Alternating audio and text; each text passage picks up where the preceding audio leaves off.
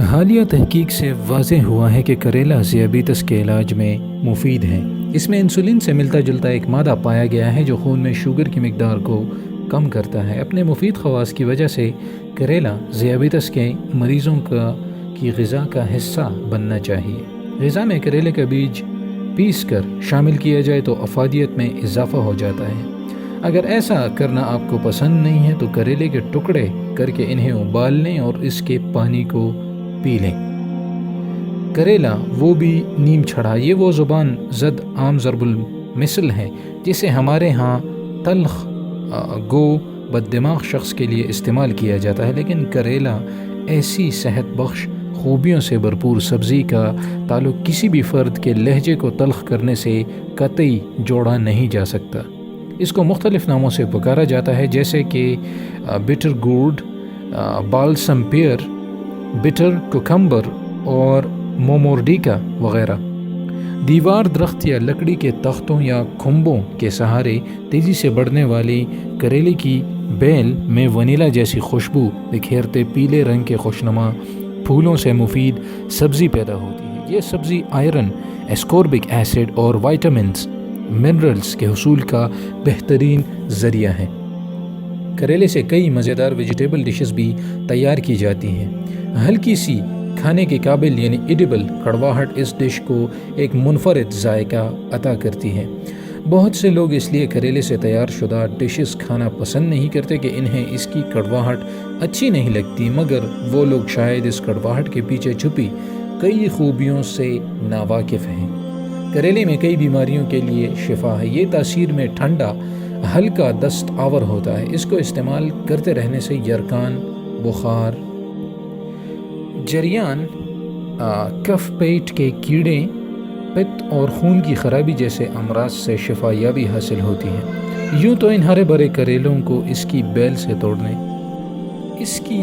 سے توڑنے کے بعد خشک، اندھیری اور سرد جگہ پر کئی دنوں تک محفوظ قابل استعمال حالت میں رکھا جاتا ہے، لیکن بہتر یہی ہے کہ انہیں فریج کی سلاد ریک میں رکھیں۔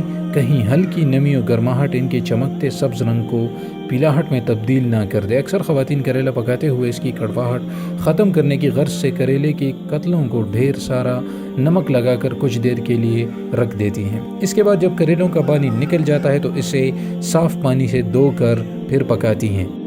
اس طریقے سے کریلوں میں موجود کئی صحت بخش غذائی اجزاء بشمول نمکیات خارج ہو جاتے ہیں، اور اب یہ تیار سبزی محض بھوک تو مٹا سکتی ہے پر اس کی غذائی افادیت میں کمی آ جاتی ہے۔ کریلوں کی کڑواہٹ ختم کرنے کی ایک ترکیب یہ ہے کہ اس کی تیاری میں پیاز کی زیادہ مقدار استعمال کریں اور آدھا کلو کریلے کی پکتی ہوئی ہانڈی میں 1 یا آدھا چائے کا چمچ چینی ملا دیں۔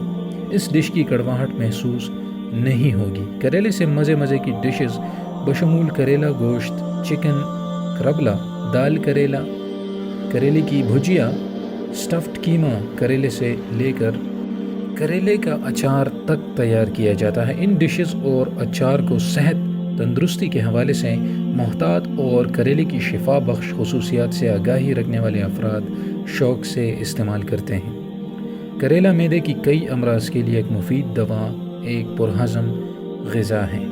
گھٹیا اور جوڑوں کے امراض، ریومیٹزم، نقرس یا چھوٹے جوڑوں کا درد یعنی گوٹ، سپلین اور جگر کے امراض میں بہت مفید سبزی ہے۔